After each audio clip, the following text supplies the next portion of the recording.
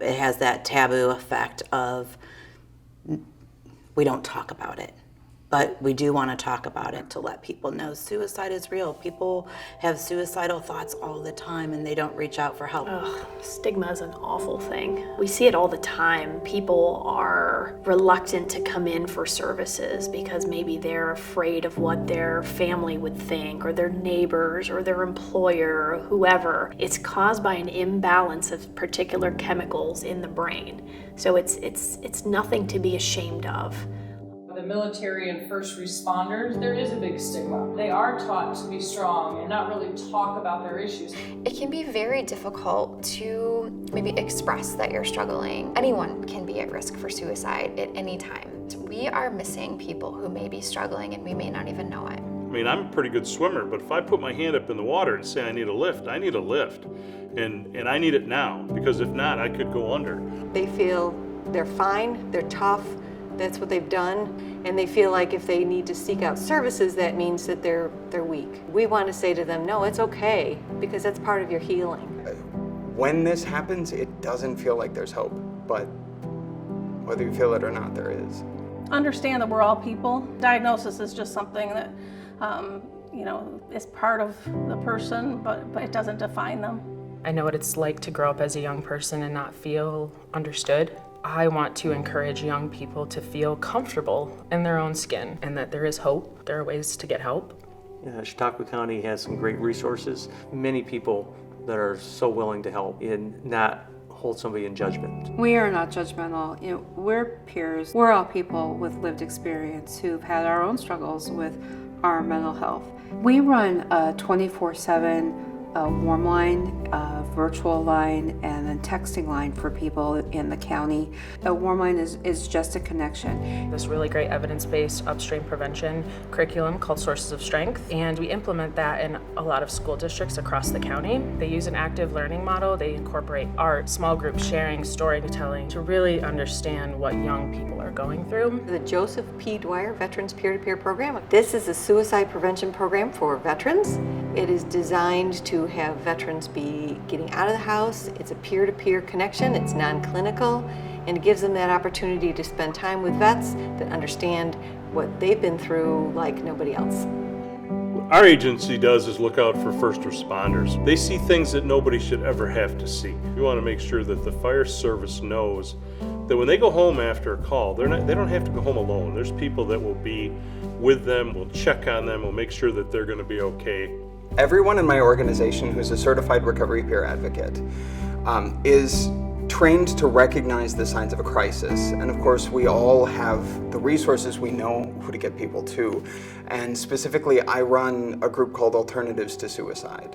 NAE, which is the National Equine Institute of Growth Through Healing Incorporated. And we assist people that suffer with PTSD or anxiety, stress, suicidal thoughts. We help them with the use of horses. We are the off-hours mental health provider here in Chautauqua County, so we are available from 4 p.m. during the week till 8 in the morning, and then 24 hours a day on weekends and holidays to respond to people who are in mental health crisis.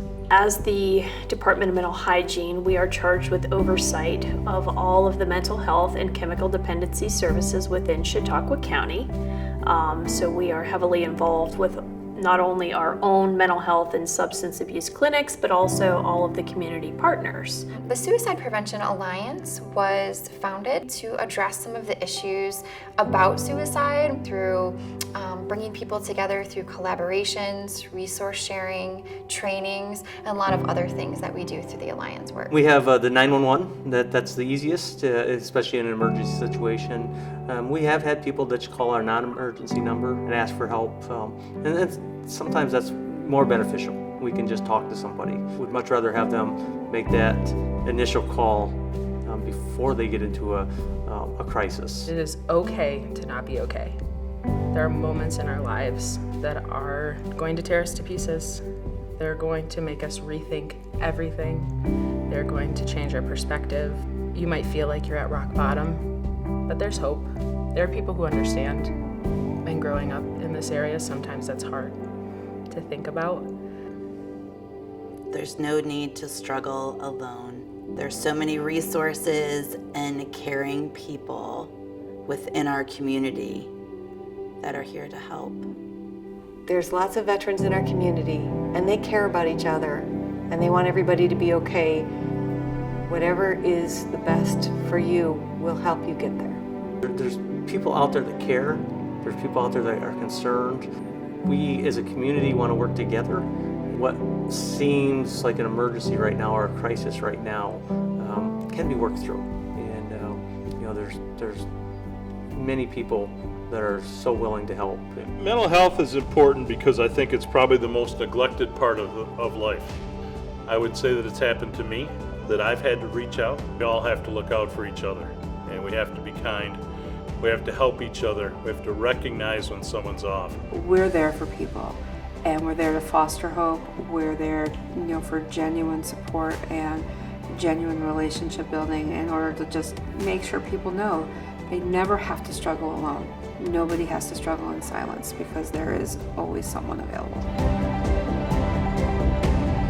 We all have dark days. None of us are immune from that.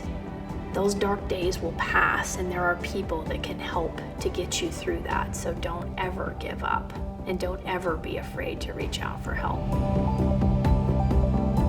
This moment is not going to be the rest of your life, but this moment is just this moment, and the next one can be anything.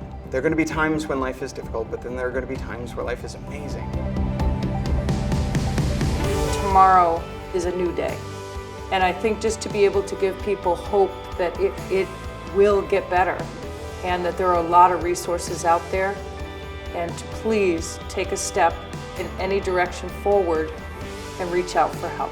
It's an acronym, and it uses the word hope, and it's hold on, pain ends. People believe that pain is going to happen, going to be non-ending, but more often than not, that pain is temporary.